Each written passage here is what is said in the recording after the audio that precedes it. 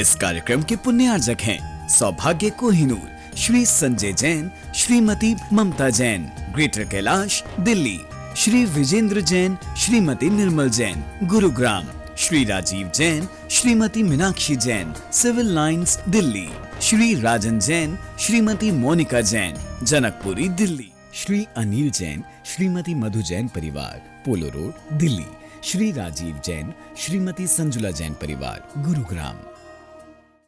बंधुओं, कल सभी के मुख से बस एक ही आवाज़ निकल रही थी कि पूज्य गुरुदेव का आगमन जमुना पार्क में बहुत समय के बाद हुआ। सभी को पूज्य गुरुदेव का सानिध्य पहले बहुत कम मिला, लेकिन आज वो अवसर आप लोग को मिला है। पूज्य गुरुदेव हमेशा कहा करते हैं कि जैसा हम करते हैं फल भी हमें वैसा ही मिलता है। हम अगर नीम का पेड़ लगाएंगे तो हमें नीम ही मिलेगी, ना कि आम मिलेगा, और हम आम का पेड़ लगाएंगे तो हमें नीम नहीं मिल सकती, आम ही मिलेगा। तो जो जिसकी जैसी भावना होती है फल भी वैसा ही मिलता है। हम प्रभु की भक्ति जैसे करेंगे वो हमें पता है, सामने कुछ और अंदर कुछ, तो फल भी कुछ और ही मिलेगा, ना कि सामने देखने से फल मिलता है। फल हमारी करनी के ऊपर डिपेंड होता है कि हमने कैसे कर्म किए हैं और कैसे मन में विचार कर रहे हैं, फल वैसा ही मिलता है। तो मैं आपको एक कहानी के माध्यम से बताती हूँ कि एक परिवार था, संपन्न परिवार था पूरा, लेकिन कुछ समय के बाद उस परिवार में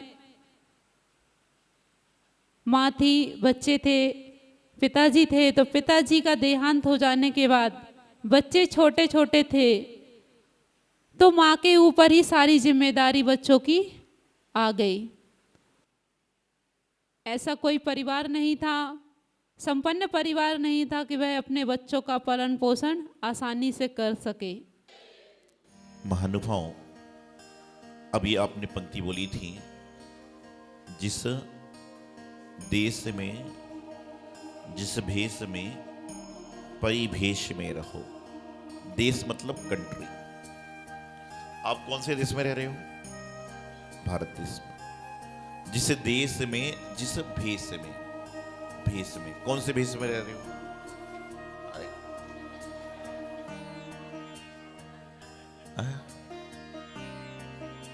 क्या है? जिस देश में जिस भेष में परिवेश में रहो। कहते हैं भेष कौन सा है? जो हमारा आचरण है, जो हमारा शरीर की व्यवस्था है, जो हमारा रहने का तरीका है, उसको भेष कहते हैं। दिगंबर तो तीन ही हैं यहां पे बैठे हुए। आप सारे दिगंबर के भक्त हो। क्या है? आप सारे दिगंबर के भक्त हो, और आपका परिवेश मतलब आपकी वेशभूषा। किसी की नीली है, किसी की काली है, किसी की लाल है, किसी की सफेद है, किसी की पीली है, और कई की तो सप्तरंगी है। सप्तभंगी तो सुनते थे, लेकिन आजकल सप्तरंगी भी हो गया। क्या हो गया? तो बता रहा था कि परिवेश कैसा है। आचार्य कहते हैं कि यदि आप भगवान के मंदिर में पूजन कर रहे हो और यदि आपका वस्त्र थोड़ा सा फट जाए तो क्या करना चाहिए? हटा देना चाहिए। क्यों? क्योंकि उस फटे वस्त्र से पूजा अभिषेक करोगे तो पुण्य की प्राप्ति नहीं होगी, और जो पुण्य आपने प्राप्त किया है वह छेद के माध्यम से निकल जाएगा। पूरा कमरा है, फुल एसी है, लेकिन खिड़की में कांच में छोटा सा छेद हो जाए तो क्या होता है? अरे इतनी सारी एसी हैं और छेद छोटा सा है तो भी गर्माहट आ जाती है। उसी प्रकार से पुण्य बहुत सारा किया, लेकिन छेद छोटा सा है तो पुण्य भी क्या होता है? धीरे धीरे करके निकल सकता है। कहते हैं कि पूजा अभिषेक के वस्त्र हो, आहार के वस्त्र हो, शुभ कार्य के, मांगलिक कार्य के वस्त्र हो, यह कभी कटे फटे नहीं होना चाहिए। लेकिन आज संसार की बलिहारी है। पहले के जमाने में हम लोग जब घर में थे, छोटे थे, तो देखते थे कि घर का फटा कपड़ा हो जाता था तो माता दादी वगैरह क्या करती थी? नहीं, क्या करते बताओ? फटे कपड़े को देकर क्या लेते थे? बर्तन ले लेते थे। पहले के जमाने में बर्तन आदि ले जाते थे कि वो फटा कपड़ा कोई काम का नहीं है। लेकिन आज कपड़े की दुकान बहुत सारे लोगों की है, वहां पर जाकर कौन सा कपड़ा मांगता है बच्चा? फटा हुआ जींस मांगता है। अब विचार करिए कि आप क्या कर रहे हो। पहले फटे कपड़े की कोई इज्जत नहीं थी और आज फटा कपड़ा ही महंगा हो रहा है कि नहीं? और तो और देखिए, वो फटे कपड़े पहन के इंसान मंदिर में भी आ रहा है। कहने को क्या हो रहे हो? जिस देश में, जिस भेष में, परिवेश में रहो। भेष कौन सा है पता ही नहीं है। और गुरुदेव हमेशा कहते थे, लाख छुपाओ छुप न सकेगा, राज हो कितना गहरा। लाख छुपाओ छुप न सकेगा, राज हो कितना गहरा। और दिल की बात बता देता है असली नकली। दिल की बात बता देता है असली नकली। चेहरा होता ना, जैसे आपकी दुकान के सामने से कोई महाराज चले जाए, जा रहे हो, उस समय आपकी नजर महाराज पे पड़ी और संयोग से महाराज जी की नजर आप पर भी पड़ गई, तो आप क्या करते हो? सीट पे खड़े हो जाओगे, नमस्ते करोगे, महाराज जी 2 मिनट, क्या 2 मिनट आ जाओ ना। और यदि महाराज जी निकल गए और आप नीचे मुंडी करके अपना कुछ लिखा पढ़ी कर रहे हो, कुछ काउंटिंग कर रहे हो, और महाराज जी दिखते हुए निकल गए, आपकी नजर नहीं पड़ी, ग्राहक ने कहा, नौकर ने कहा, महाराज जी चले गए, चुप करो, शाम को मंदिर में मिल लूंगा। ग्राहक ने कहा, नौकर ने कहा कि महाराज जी, अरे धीरे बोल, धीरे, शाम को जाके मंदिर में मिल लूंगा। और जैसे ही मंदिर में आया, बोले, महाराज जी आज मेरे जीवन का सौभाग्य होने वाला था, आज मेरे जीवन का भाग्य खुलने वाला था। आप मेरी दुकान के बाजू से निकले, लेकिन मैं दुकान पे नहीं था। आप मेरी दुकान के सामने से निकले, मैं दुकान पे नहीं था। महाराज ने मुस्कुरा दिया, बोले कोई बात नहीं महाराज जी, अगले बार मैं आपको पक्का लेकर जाऊंगा। महाराज और प्रसन्न हुए, तो बोले छोटी मोटी दुकान है महाराज जी आपके आशीर्वाद से। महाराज और प्रसन्न हो गए। इतने में उसको लगा बार बार प्रसन्न हो रहे, मतलब कोई ना कोई कारण होगा। महाराज बोले प्रसन्न कैसे हो रहे? तो बोले हाँ, ये बात सही है कि जब से तूने सफेद कलर की शर्ट पहनी है, जब से तूने मुझे देखा नहीं है, दुकान में काली कलर की शर्ट पहना था, जब तूने मुझे जाते हुए देख लिया था, उसने क्षमा मांगी और निकल गया। क्या है संसार में, क्या चल रहा है कि तुम महाराज के सामने आके ये कहो कि महाराज जी मैं उठ नहीं पाया, कुछ भी है, लेकिन फालतू बात क्यों बना रहे हो? तो कहते हैं जो आपका चेहरा होता है ना, वो सारी बातों को बता देता है। और आज वो यही रहा है कि हमारा देश को खराब हम कर रहे हैं, भेष खराब है, परिवेश खराब है, लेकिन इन सब को भी शुद्ध करने का एक तरीका है, नमोकार जपो, नमोकार जपो, नमोकार जपते रहो। कब जपना? सुबह शाम दोपहर आठों याम कब जपना? तो आचार्य कहते हैं कि जब खाली समय मिले तब जपना चालू कर दो, गिनती मत करो। कहते हैं कि भोजन और भजन गिन गिन कर नहीं करना चाहिए। ठीक है, माला जाप का संकल्प होता है, अलग चीज है, लेकिन कहते हैं कि भोजन और भजन कभी गिनकर नहीं करना चाहिए। आप किसी के यहाँ जाओ और आपसे कोई पूछे कितनी रोटी खाओगे, आप कहीं भोजन के लिए निमंत्रण दे रहे हैं, बुला रहे हैं, और आपसे पूछे कितनी रोटी खाओगे, तो क्या आपसे भोजन होगा?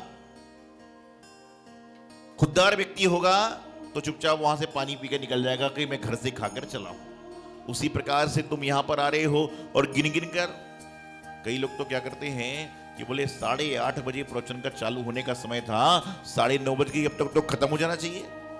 बात को ध्यान से सुनो कि 8:30 बजे प्रवचन प्रारंभ हो जाएगा, लेकिन प्रवचन प्रारंभ कब हो रहा है? अभिषेक कब प्रारंभ हो रहा है? पूजन कब प्रारंभ हो रही है? और आज के समय में इंसान जब मंदिर में आता ना, तो कमेटी से पूछता भाई टाइम क्या है कार्यक्रमों का, एक टाइम बता देते हैं।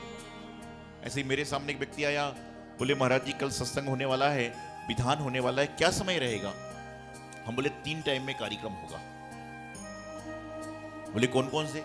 मैंने कहा यदि आपको विधान में अभिषेक करना है तो 6:30 पौने 7 बजे तक मंदिर आ जाओ। बोले दूसरा समय? मैंने कहा यदि प्रवचन आदि सुनना है तो 9:15 तक आ जाओ। फिर बोले तीसरा समय? अभिषेक करना है तो 6, 6:30, 7 बजे तक आ जाओ, प्रवचन सुनना है तो 9, 9:30 बजे तक आ जाओ। फिर बोले तीसरा समय? मैंने धीरे से कहा कि भोजन करना है तो 10:30 बजे तक आ जाना। मैंने कहा भोजन करना है तो 10:30 बजे तक आ जाना। तो कहता महाराज जी कल प्रातःकाल जब बड़ा व्यस्त हूं, लेकिन आपकी आज्ञा का पालन तो करना है, तो तीसरे टाइम में जरूर आऊंगा। क्या कहा कि अभी कार्यक्रम में व्यस्त चल रहा हूं तो नहीं आ पाऊंगा, लेकिन तीसरे टाइम में जरूर आऊंगा क्योंकि आपकी आज्ञा का पालन करना है। ऐसे लोग संसार में क्या होगा। तो नमोकार जपने के लिए आप कहते हैं ना, आप पवित्रा पवित्रो वा, कि आप कहीं पर भी कैसी व्यवस्था में हो उस समय आप नमोकार मंत्र का जाप कर सकते हो, नमोकार मंत्र का उच्चारण कर सकते हो। सारे संप्रदायों ने, सारे विश्व की संप्रदाय हैं, देश हैं, धर्म हैं, सबने सबसे बड़ा मंत्र नमोकार मंत्र माना है। क्यों माना है पता है आप क्यों माना है? क्योंकि हर संप्रदाय का जो मंत्र होता है, मान लो ओम नमः शिवाय, ओम नमो भगवते आदि आदि जो भी होता है, इस संप्रदाय की बात है, उन सब जगह सिर्फ एक बार नमो शब्द होता है। हर मंत्र में क्या होगा, एक बार नमो शब्द होता है। लेकिन जैन धर्म का नमस्कार मंत्र, नमोकार मंत्र ऐसा है जिसमें एक बार नहीं बल्कि 5 बार नमस्कार किया गया है। इसलिए सबसे श्रेष्ठ वही जगह होती है जहां बार बार नमस्कार किया जाता है, और सबसे मंत्रों का सार नमोकार मंत्र है। लेकिन अंतर इतना है कि आपसे कहा जाए कि आपके पास में कौन कौन सी कार है, आप बता दोगे ये कार है, ये कार है, ये कार है। लेकिन जीवन में एक कार को कभी मत ग्रहण करना और एक कार को कभी मत छोड़ना। जीवन में कोई कार होवे ना होवे, लेकिन जीवन में एक कार को कभी मत ग्रहण करना और एक कार को कभी मत छोड़ना। एक कार को कभी ग्रहण मत करना और एक कार को कभी मत छोड़ना। कौन सी कार ग्रहण नहीं करना? कौन सी वाली? मर्सिडीज कौन सी होती है? एक कार को कभी ग्रहण मत करना। अहंकार रूपी जो कार है उसको कभी ग्रहण मत करना, क्योंकि जो अहंकार रूपी कार में बैठ जाएगा उसके जीवन का कल्याण नहीं हो सकता। और एक कार को कभी मत छोड़ना। कौन सी? नमोकार रूपी जो कार है उसको कभी मत छोड़ना, क्योंकि जो नमोकार रूपी कार में सवार हो जाता है उसके जीवन में संस्कार और परोपकार अपने आप आ जाते हैं, अन्यत्र उसको कहीं जाने की आवश्यकता नहीं होती। नमोकार, नौकार, नमस्कार मंत्र, पंच नमस्कार मंत्र तरह तरह से आप जानते हो। तो बात चल रही थी कि जीवन में संस्कार की उत्पत्ति करना है, जीवन में दया परोपकार के भाव लाना है, जीवन में अच्छे अच्छे कार्य करना है, तो सबसे पहले आपको अपना विचार शुद्ध करना पड़ेगा। और जब आपका विचार शुद्ध हो जाएगा तो आपका आचार अपने आप शुद्ध हो जाएगा। तो कहते हैं, पहले कहते थे कि जैसा खाओ अन्न वैसा होवे मन, और जैसा पियो पानी वैसी होवे वाणी। और आजकल पानी कौन सा पी रहे हो? कौन सी कंपनी का? आजकल जब पानी पीता ना इंसान, कई बार मैं देखता हूं कि पंचांग भी होते हैं, विधान भी होते हैं, शुद्ध भोजन चलता है पूरा, धोती दुपट्टे बदल के, और पानी कौन सा चाहिए? काय का शुद्ध है, काय का शुद्ध है, सब कुछ भोजन शुद्ध है। यदि गलती से पैंट शर्ट वाला चला जाए तो कमेटी वालों की सहमत नहीं, और पानी यदि बोरिंग का है, अरे कौन सा पानी पिला दिया इतने पैसे लेने के बाद भी। अरे शुद्ध भोजन कर रहे हो तो पहले शुद्ध पानी भी तो पीना प्रारंभ करो। मैं कई बार रास्तों से गुजरता हूं, लोग आजकल करते ना, महाराज जी आ रहे घर के बाहर तो पानी की बोतलें, कोल्ड ड्रिंक की बोतल रख देते हैं, और इंसान भी बड़े चाव से लेता है। और पीता कैसा है? जब पानी की बोतल आपको मिलती, कैसे पीते हो? कैसे पीते हो? हैं? आपने कभी नहीं पिया बोतल? कैसे पीते? ऊपर करके। कभी कोई महाराज जी के पास जाओ तो महाराज जब सप्तव्यसन का त्याग कराते हैं तो महाराज जी इसका इशारा करते मतलब क्या है? क्या है? बताओ ना, क्या इशारा? इसका मतलब क्या होता है? अंगूर का रस क्या होता है? अंगूर का रस ही तो हुआ ना। क्या होता है कि जब महाराज जी ऐसा इशारा करते मतलब, जैसे अच्छा ऐसा इशारा करते मतलब क्या है? बोलो ना। ऐसा इशारा करते मतलब सिगरेट, ऐसा करते मतलब तंबाकू, ऐसा करते मतलब आलू, और ऐसा करते मतलब दारू क्या है, ऐसा सारा करते मतलब दारू है। लेकिन जब आप लोग इस तरह से पीते हो पानी, तो ऐसा पानी, कभी पानी पीने की स्टाइल ये नहीं है, पानी तो हमेशा ग्लास में पिया जाता है और ऐसे करके गलत चीज पी जाती है। तो जब भी आप पानी की बोतल ऐसे डाल रहे हो तो समझ के चलना कोई ना कोई गलत चीज पीने का अभिनय कर रहे हैं। पानी पीने का तरीका नहीं है। लेकिन आज इंसान की स्थिति है वो मेरे साथ चलते चलते पी रहा है, दूसरे की छोड़ो आप। आपका तरीका पानी पीने का ग्लास में डालकर चुपकर पीने का है। अरे ऐसे पी रहे हो, कोई कचड़ा भी होगा तो सीधा मुंह में घुस जाएगा, पेट में चलाएगा, इन्फेक्शन हो जाएगा। जीवन में विचार करिए, छोटी छोटी सी वस्तु हैं, छोटी छोटी सी बातें हैं, जिनको हम जीवन में उतार लेंगे तो हमारे जीवन का कल्याण हो सकता है। लेकिन ना तो हमें कोई बताने वाला है, ना कोई समझाने वाला है, और हमारी तो स्थिति यह है कि 1 घंटे सुनना है और फिर अपना काम करना है। तो जीवन में संस्कार कैसे आए? संस्कार आपके अपने अंदर विद्यमान हैं। जिस तरह से मैं हमेशा एक बात कहता हूं कि कैसा भी निकृष्ट से निकृष्ट जैनी क्यों ना हो, कितना भी नास्तिक से नास्तिक जैनी व्यक्ति क्यों ना हो, लेकिन उसको नमोकार मंत्र जरूर आता होगा। और नमोकार मंत्र आ गया मतलब जीवन का कल्याण हो गया। आपने अनेक साधु के समाधि मरण देखे। अंत समय में साधुओं को क्या सुनाया जाता है?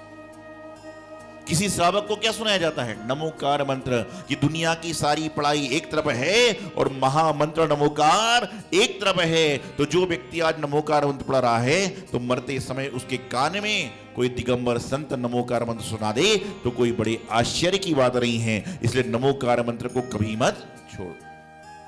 अच्छा मुझे बताइए, आप पिकनिक पे जा रहे हो, पूरा सूट बूट है, टोपी है, चश्मा है, जो भी सब होता है सब कुछ है।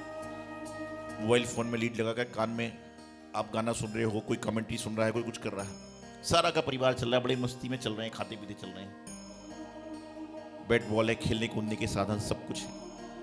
इतने में ड्राइवर कह दे कि ब्रेक फेल हो गया, आगे खाई है, फिर क्या होगा? अरे आप नमोकार का स्थान ही नहीं है, वहां तो पूरा फैंसी स्टाइल में जा रहे हो, खाते पीते जा रहे हो, सब कुछ जा रहे हो, लेकिन ड्राइवर कहते कि ब्रेक फेल हो गया है, गाड़ी खाई में गिर सकती है, आपका पिता आपके साथ में, पत्नी आपके साथ में, बच्चा आपके साथ में है, बहुत सारा सोने चांदी का सामान साथ में है। उस समय आपके मुंह से क्या निकलेगा? हे भगवान मुझे क्या निकलेगा? हे भगवान मुझे बचा लो। और भगवान की कृपा से तुम बच गए और गाड़ी फिर रफ्तार से चलने लगी तो फिर वही काम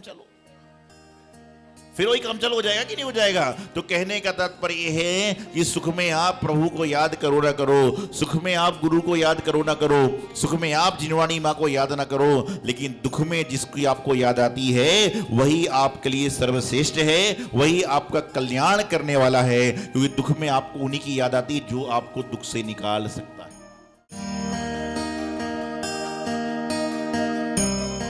इस कार्यक्रम के पुण्यार्जक हैं सौभाग्य कोहिनूर, श्री संजय जैन, श्रीमती ममता Jain, greater Kailash Delhi, Shri Vijendra Jain, Shrimati Nirmal Jain, Gurugram, Shri Rajiv Jain, Shrimati Meenakshi Jain, civil lines Delhi, Shri राजन जैन, श्रीमती मोनिका जैन, जनकपुरी दिल्ली, श्री अनिल जैन, श्रीमती मधु जैन परिवार, पोलो रोड दिल्ली, श्री राजीव जैन, श्रीमती संजुला जैन परिवार, गुरुग्राम।